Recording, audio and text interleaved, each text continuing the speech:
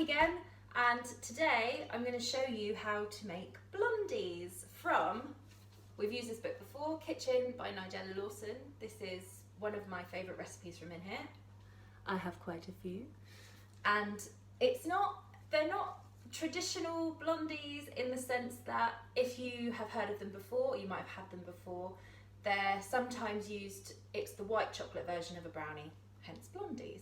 These are more of an oaty sort of affair, and they have chocolate chips in them and condensed milk, which is one of the best ingredients in the world. Don't argue with me on that, please. So, let's get started. First things first, I've preheated the oven to 180 degrees Celsius. I think it's gas mark 4 because I checked the recipe before. I've got my trusty 20cm square tin, and I have lined it with greaseproof paper. You can also do this with foil. And in one bowl here, I've mixed together 100 grams of plain flour, 200 grams of porridge oats, and half a teaspoon of bicarbonate of soda. So I just gave that a little mix with the spoon I weighed in the bicarb with, just to incorporate those together. In this big fat bowl here, I have got 150 grams of soft unsalted butter. I just left it at room temperature. I didn't put it in the fridge, so it's lovely and soft because it is still quite muggy. And I'm going to add to that 100 grams of light muscavado sugar. I have a confession to make. I can't find light muscavado sugar, which is stressing me out slightly because I do really need it for next week's recipe.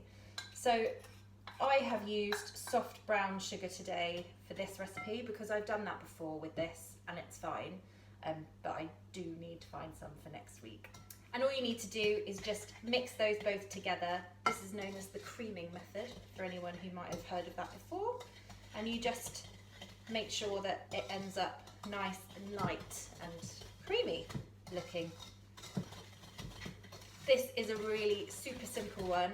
I know we did jam donuts last week and that's quite a technical recipe, so I thought like week on, week off with the hard and the easy stuff. So this one is really, really simple. And these again, they're really simple, also very easy to transport if you're visiting anyone at the weekend or going on a picnic or anything like that. They're really easy to carry around. So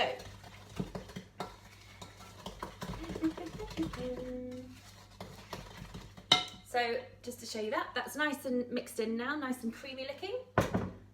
What we're going to do now is go in with the condensed milk. Don't be shy, the whole tin is going in. It is, if you've not used it or tasted it before, this is one of the sweetest things in the world, which is probably why I like it, because I do have quite a sweet tooth. And, oh my God, I'm definitely going to be getting a spoon in this tin in a minute. Don't judge. All it goes, in it goes, all of it, I don't care. Forget about the diet today. Just every last drop. I'm going to get a spoon, I'm sorry. Okay, I think we've got it all. Just delicious. And then just mix that in. No nutritional value whatsoever, but very good for the soul.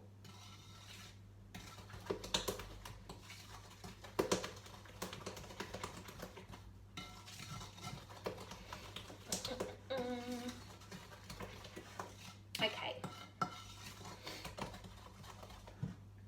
that's now mixed in. Yum. Sorry, that's a really loud, heavy bowl. Then just tip in your flour, your oats, and your bicarb, and then give it a mix. And I suppose because of the sweetness of the condensed milk, it does have that sort of white chocolate sort of flavour to it. Because essentially white chocolate is, it doesn't actually have any cocoa in it at all. It's just milk and cocoa butter. So condensed milk is actually a bit of a cheat. So that's all lovely and mixed in. I always use the term lovely and mixed in. Don't know if that's annoying, apologies if it is. 1 egg, you only need 1 egg. So 1 egg, crack it in and give it a mix.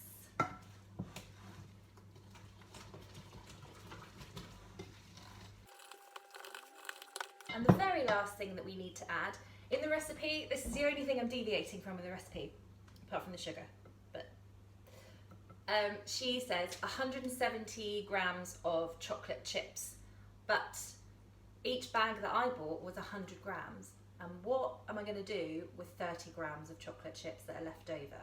So I'm putting in 200 grams of chocolate chips because I know what I'll do with the 30 grams. I'll just pull them into my hand and ram them in my face. So I'd rather have them in here.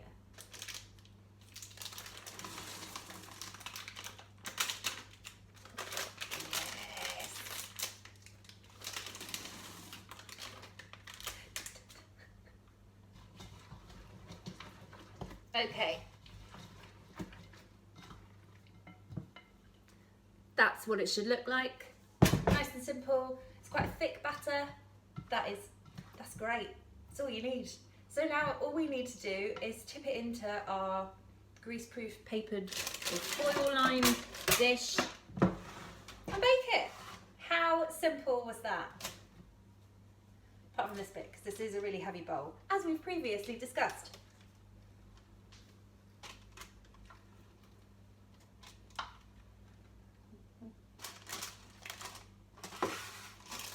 And just push it to the edges, just like you did with your brownies and your flapjack. So all we're going to do with this now is put it in the preheated oven for about 35 minutes. When you take it out, it will still look really squidgy. That is just because it's got quite a high sugar content, and that will firm up as it cools down. So 35 minutes until it's kind of golden looking but still got a lot of movement to it. So I've taken these out of the oven now. They were 35 minutes, and I just want to show you, because on the top you can see that it's a nice golden brown, but if you give it a wobble, it still is quite wobbly underneath, and that's exactly what we want. So it should have quite a lot of give. So they're now out of the oven, and I let them cool in the tin for about an hour, because you'd want to cut them when they're cool enough. And as you can see, they're nice and dark. I mean, they're not the prettiest things in the world, but when you get in there, this one's still slightly warm, and you've got the chocolate chips and the oats, and it's lovely and gooey and delicious. So yeah, easy as that.